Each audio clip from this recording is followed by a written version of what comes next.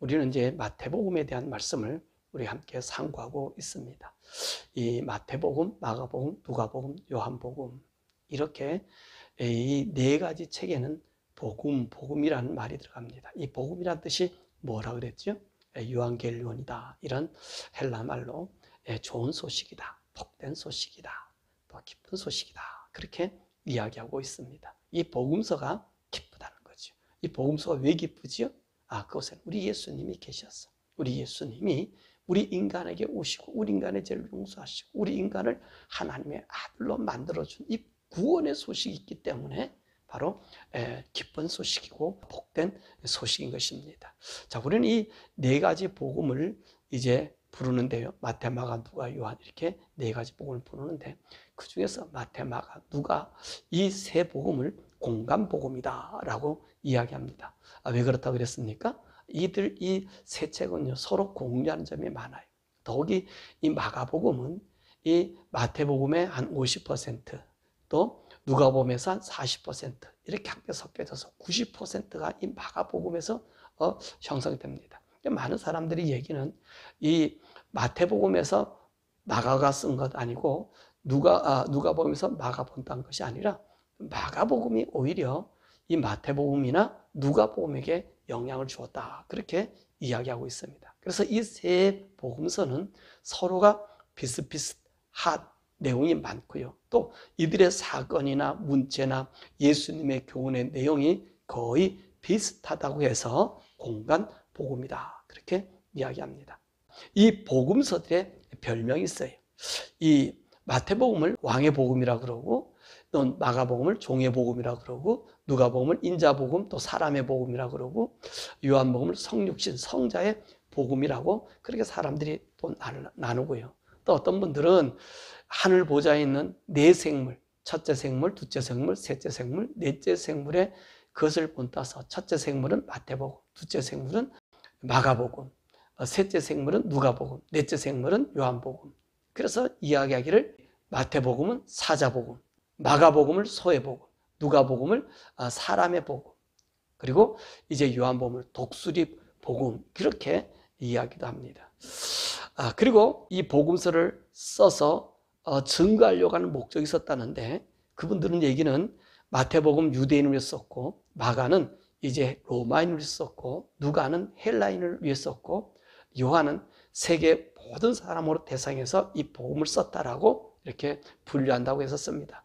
근데 저는 이 복음서를 연구해 보면서 이 사람들의 특징을 생각해 볼 수 있었습니다.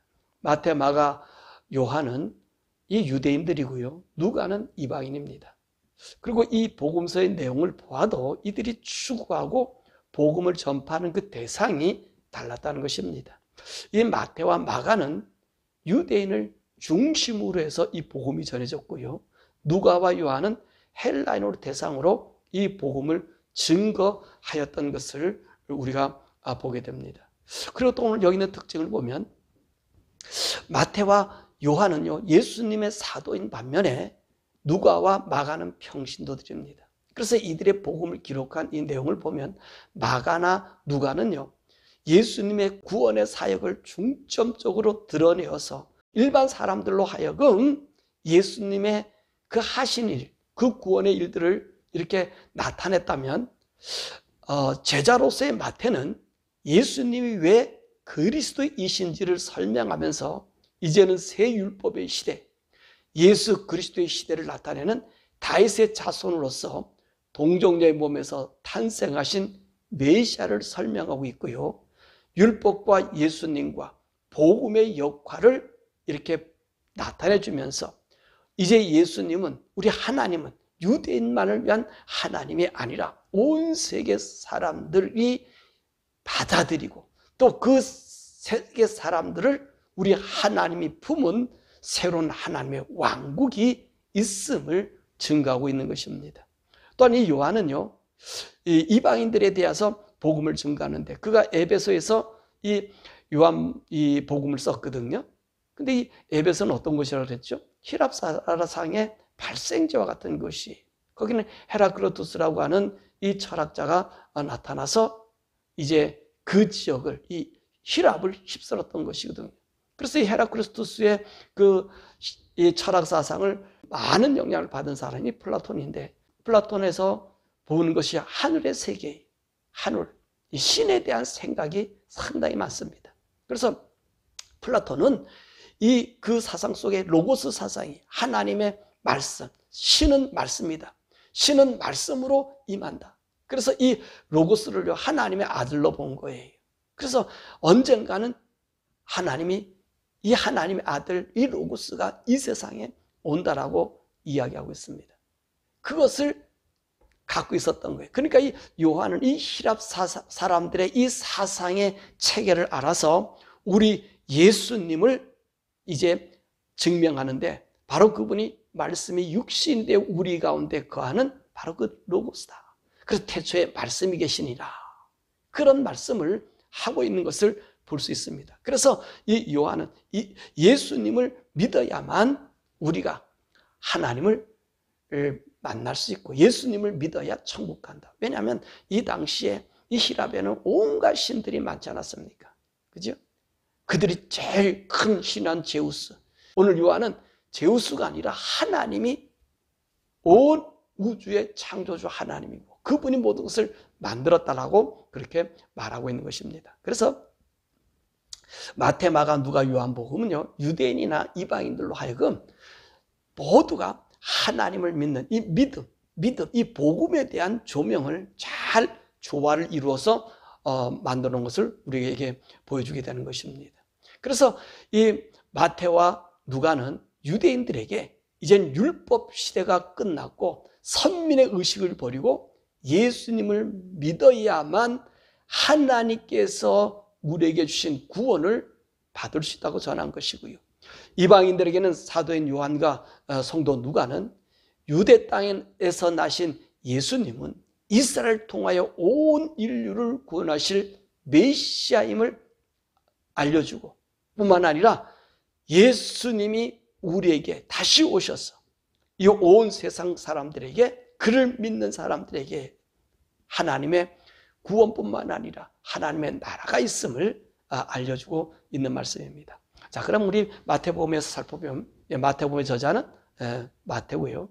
글 쓴 연대는 60년에서 70년대가 된다 그랬고요. 장소는 시리아라 그렇게 얘기했습니다. 이런 내용들이 확실치 않지만 대강 추정치로 잡아서 그렇게 말씀하고 있습니다. 자, 이 마태복음의 중심 내용이 뭐냐면 하나님이 약속하신 여인의 후손인 그리스도가 오심으로 새로운 구원의 세계가 열림을 보여주고 있는 것입니다. 이 마태복음은 그렇게 보셔야 돼요. 하나님의 새로운 구원의 여인의 후손을 통해서 우리에게 구원을 우리에게 전파해주고 있다는 것이죠. 자, 그럼 마태는 어떤 사람이라고 그랬죠? 그는 세금을 받는 세리였는데 예수님이 길을 지나가시다 그를 불러서 그가 예수님을 따라서 예수님의 제자가 됐고요. 왜 마태 이름을 갖다가 알페의 아들 레이라 그러기도 하고 세리 마태라 그러기도 하고 그 다음에 레이 세리라 그러기도 하고요. 또 그냥 마태라고 불러지는 이름을 우리가 볼 수 있습니다. 그런데 이 마태복음을 어떻게 기록했느냐? 기록의 형식 이렇게 보면 이 마태가 자기 직업이 그랬듯이 오늘 이 복음서를 일목요연하게 탁탁 묶어서 이제 이 복음을 쓴 것을 볼 수 있습니다. 오늘 여기 말씀 보면 예수님의 출생과 성장 과정, 그리고 우리 주님이 말해준 이 신약의 계명이라고 할 수 있는 산상수훈을 모아서 산상수훈의 그 복음서를 집약시켰고요. 또 기적이라든지 비유라든지 또 바레스인에 대한 저주라든지, 그리고 마지막 이 세상, 우리 주님 오실 때에 이 세상의 현상이 어떤 것이라는지 이 종말의 사건을 이렇게 모아서 기록하고 있다는 것입니다. 더욱이 마태는요, 예수님이 하나님의 아들로 오신 메시아를 강조하기 위해서 구약성경 한 40군데를 인용한 그런 말씀이 마태복음이라고 하는 것입니다. 자, 그럼 마태복음 1장을 이렇게 보면 아브라함으로부터 시작하여 예수님의 출생을 적고 있는 것을 우리가 보게 됩니다. 더욱이 1절에서는 이제 뭐라고 얘기하냐면 아브라함과 다윗의 자손 예수 그리스도의 계보다, 또는 예수 그리스도의 세계라고 쓰여지고 있습니다. 왜? 아브라함과 그 다음에 다윗과 예수님의 세계라고 이제 마태가 쓰였냐는 것입니다. 마태는 아브라함부터 시작해서 이제 예수님으로부터 끝이 나요. 그런데 이 누가복음에서는 예수님으로부터 시작해서 하나님에까지 이르는 그 족보를 쓰고 있다 그랬습니다. 그러니까 왜 그러죠? 마태복음에서는 아브라함을 얘기하면 벌써 아브라함을 통해서 이 유대인들은 자기들은 하나님 앞에 부름받은 선민의 의식을 알고 그분이 하나님인 것을 알고 있지만 이 누가복음 같은 경우는 이방인들이잖아요. 이방인 누가가 데오빌로 각하라고 하는 그 사람에게 이 편지를 쓰면서 유대 땅 예수님에 대한 이야기를 증거하고 있는 거잖아요. 그러니까 오늘 이 예수는 하나님으로부터 오신 분이다 라고 하는 것을 알려주기 위해서 주님까지 올라간 것입니다. 그러나 이 마태에서는 그럴 리가 없잖아요. 이 복음이 누구에게 쓰여진 거라고요? 유대인들에게 쓰여지니까 유대인들에게는 아브람, 그 다음에 다윗의 자손, 예수 하면 아하, 오늘 아브람을 통해서 다윗의 왕국에 메시아가 온다라고 하는 거 알아요. 그 메시아를 오늘 마태는 예수님이라고 하는 것을 증거하고 있는 것입니다. 그래서 이 구약의 모든 성경은 중심 보면 아브람으로 시작한 아브람의 후손에 대한 이야기를 우리에게 들려주고 있는 것이지. 그러니까 오늘 이제 이 마태는 이들에게 얘기하기를 이 아브람과 다윗과 예수 그리스도의 세계라 얘기하면서 이 예수님의 메시아인 것을 이야기해 주고 있습니다. 더욱이 오늘 여기서 보아야 될 것은 이 야곱의 아들, 야곱의 가문, 그 중에서 유다의 가문이 참으로 중요한 가문임을 알 수 있지요. 이스라엘 12지파가 있지만 따지고 보면 이 유다 지파를 위해서 오늘 존재한다 해도 과언이 아닙니다. 왜냐하면 야곱이 12명의 아들을 낳고요. 마지막 유언할 때 우리가 배웠다시피 무엇을 얘기합니까? 오늘 예수 그리스도가 이 와야 될 그 통로에 대한 이야기를 하고 있습니다. 그래서 오늘 유다 지파는 바로 여인의 후손이 올 이 통로의 왕의 대권을 가지고 있는 그런 나라. 그래서 뭐라고 얘기하죠? 그 실로가 오시기까지, 여인의 후손이 오시기까지 유다는 어떤 사람인데요? 왕의 권한을 갖고 있다는 거예요. 그러니까 이 왕의 권한의 바톤을 이제 누가 받죠? 바로 다윗이 그 왕의 권한을 받고 있는 것을 볼 수 있습니다. 그럼 우리가 보는 이 다윗의 세계, 이 다윗의 가문은 어떤 가문인가 하는 것입니다. 바로 우리가 눈여겨볼 이런 가문이죠. 그 중에서도 보면 여기에 5명의 여인이 나타납니다. 다말, 그리고 라합, 룻, 우리아의 아내 밧세바, 그리고 마리아. 자, 그리고 이 마리아를 빼놓고서는요, 사실 이 4명의 사람들은요, 참 이해하기 힘들지요. 참 어떻게 보면 부정이 그들 가운데 섞여 있는 것 같아요. 유다의 아내가 된 이 다말, 그리고 기생 라합, 모압 여인 룻. 이 룻 같은 경우는 자기 나오미, 자기의 시아버지의 학벌인 이 보아스와 결혼한 그런 여인. 또 다윗 같은 경우는 어떻죠?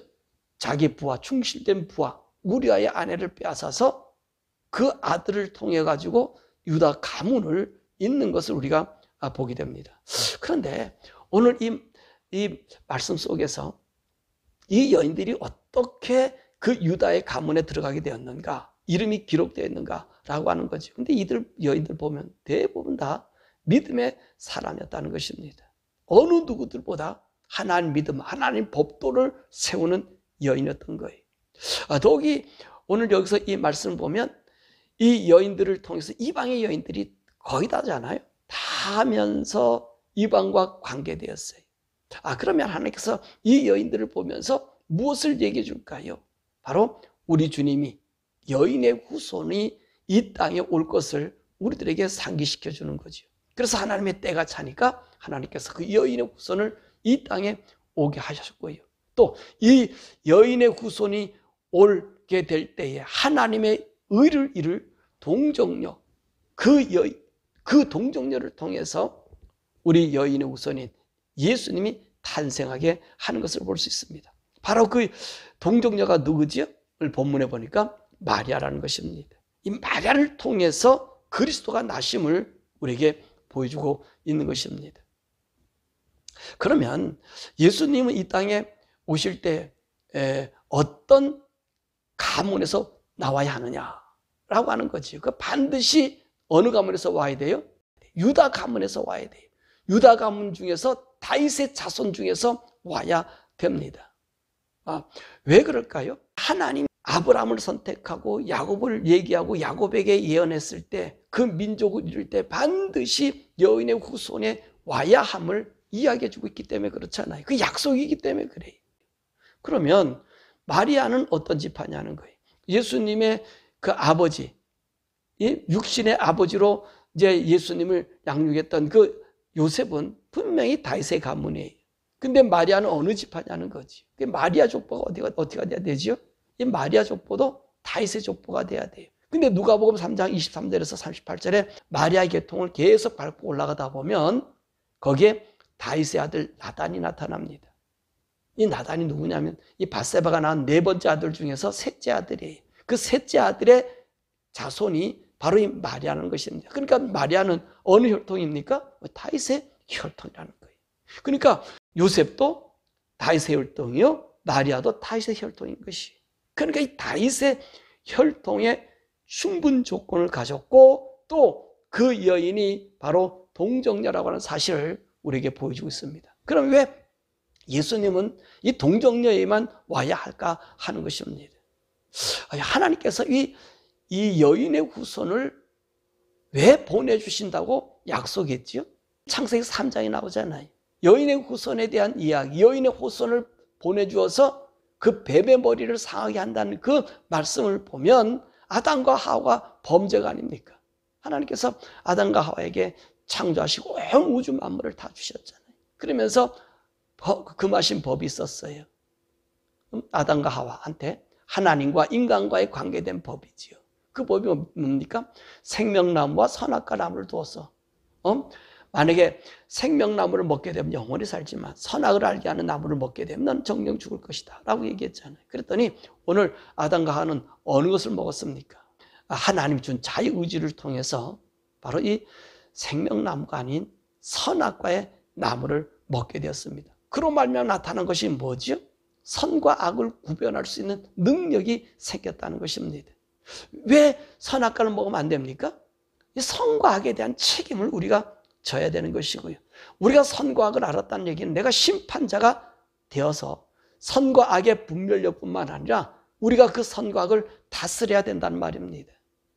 우리가 선을 행하면 영원히 살 수 있지만 악을 행하면 어떻게 되죠?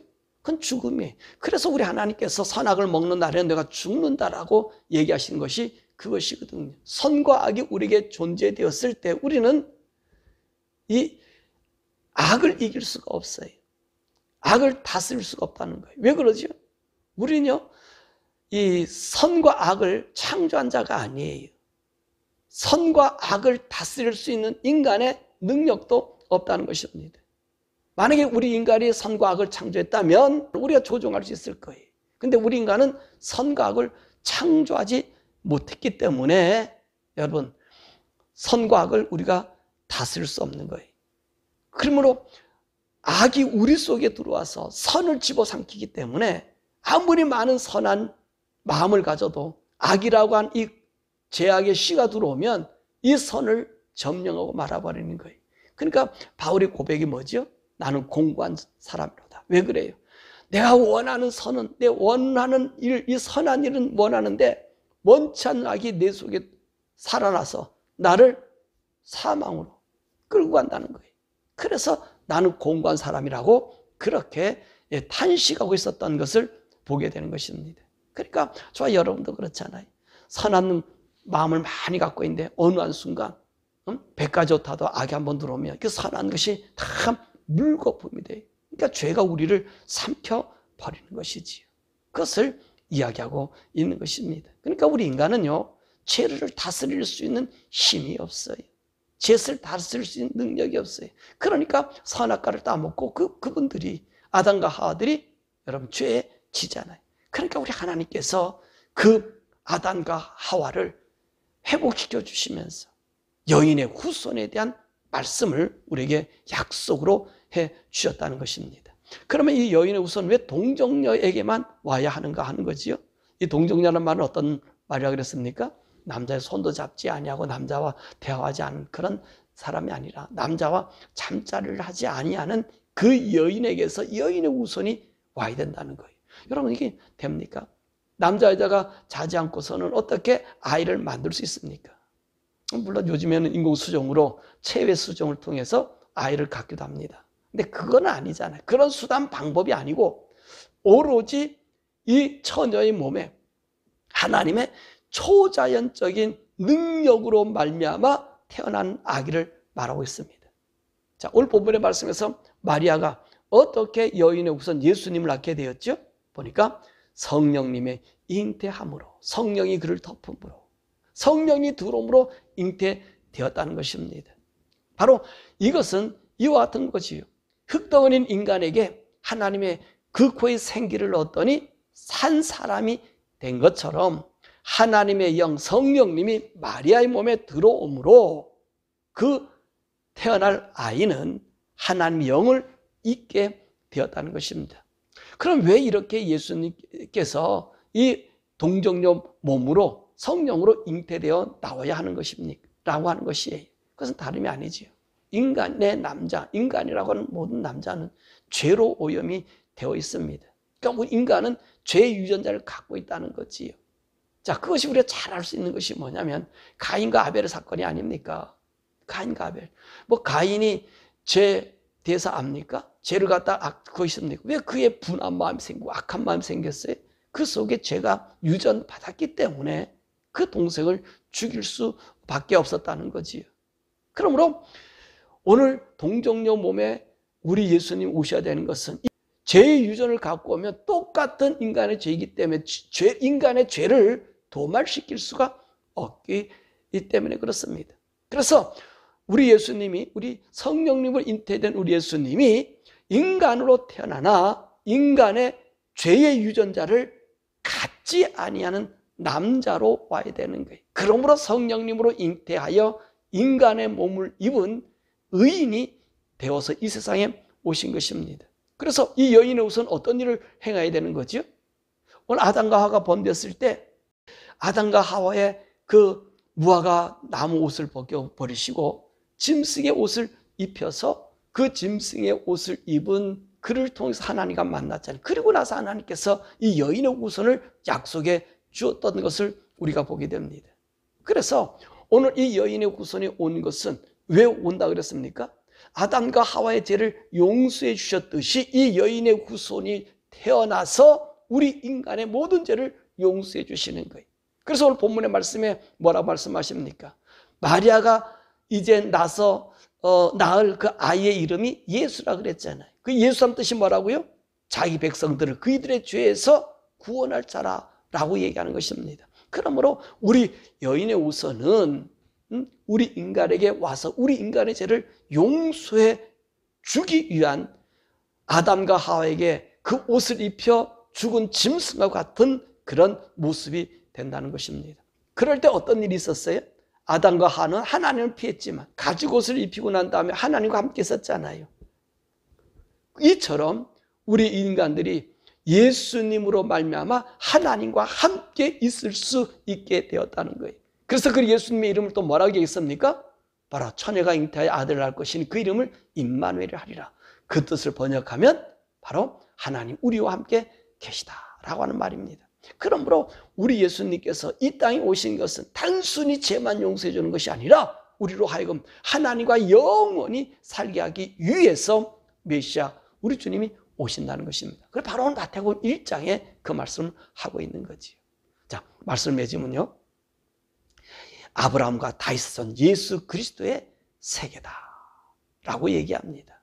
사실 오늘 1장은 예수 그리스도, 이 여인의 후손을 오게 된 그 모습을 우리에게 말씀해 주시고 여인의 후손이 옴으로 말미암아 우리의 죄를 용서해 주시고 하나님과 우리와 함께 영원히 살게 하기 위해서였다는 것입니다.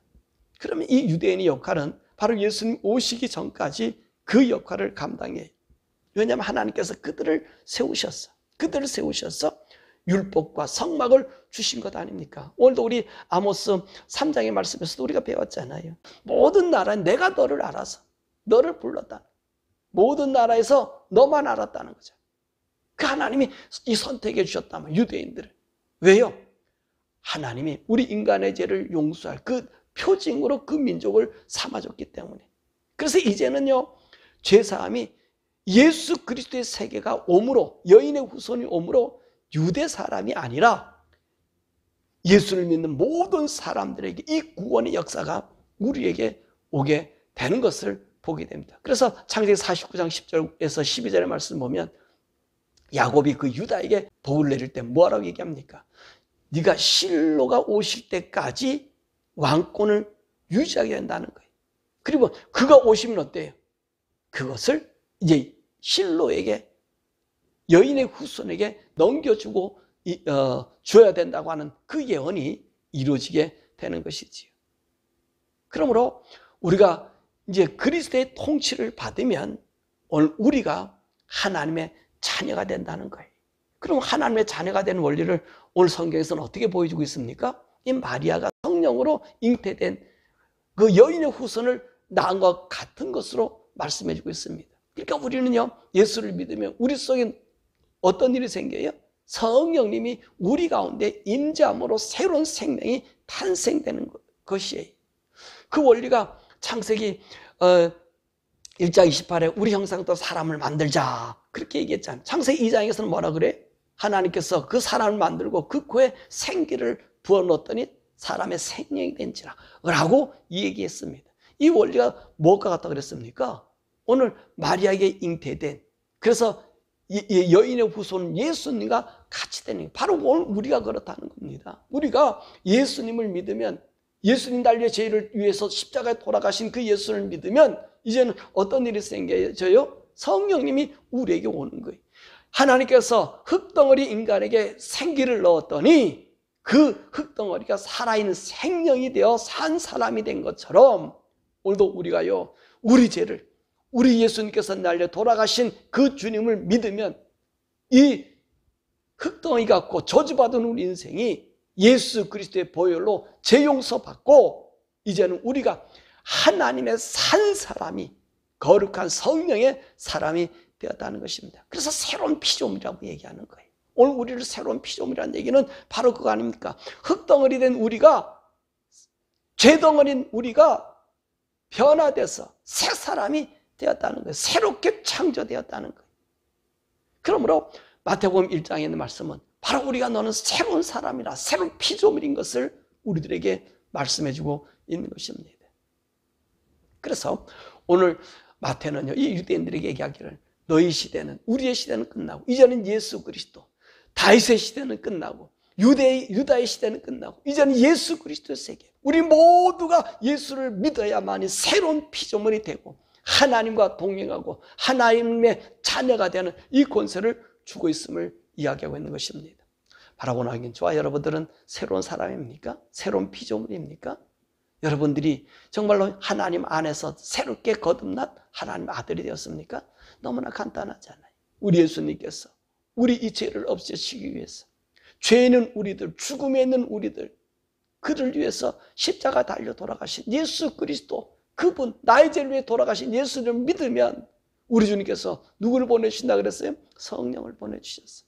성령으로 말미암아 새 사람, 하나님의 아들의 권세를 줍니다. 여러분, 이 권세가 여러분 정말 받지 못한 사람이 있다면 예수를 믿으십시오. 여러분의 죄를 주님께 고백하십시오. 예수님, 달려 돌아가신 예수님, 내가 믿습니다. 내가 그분을 받아들이기를 원합니다. 그분이 나의 주 되시기를 원합니다. 나의 죄를 용서해 주시고 나를 하나님의 아들 성령으로 인쳐 주옵소서 라고 기도하시면 우리 하나님께서 여러분의 죄를 씻어주시고 성령님으로 선물로 여러분에 주셨어. 하나님의 아들, 새로운 피조물이 되게 할 것이고, 이제 이 피조물 된 우리는요, 주님 다시 오시는 날, 주님 재림하시는 날, 우리 주님 앞에 하나님의 아들로 영광의 면류관을 쓰고 우리 저 하나님의 나라의 아들로 간 이 복이 있으니 이 복을 여러분 받으시고 생명의 면류관, 의의 면류관, 금면류관 받도록 성령이 거듭난 사람, 새 사람 되시기를 간절히 축원합니다. 우리 이 시간에 함께 기도할 것은 여러분 새롭게 지음받은 피조물이 된 거예요. 저와 여러분들은 물론 인간의 몸으로 이렇게 살아가지요. 그죠? 살아가지만 우리는 예수를 믿음으로 새로운 피조물이 되었어요. 하나님의 아들이 되었습니다.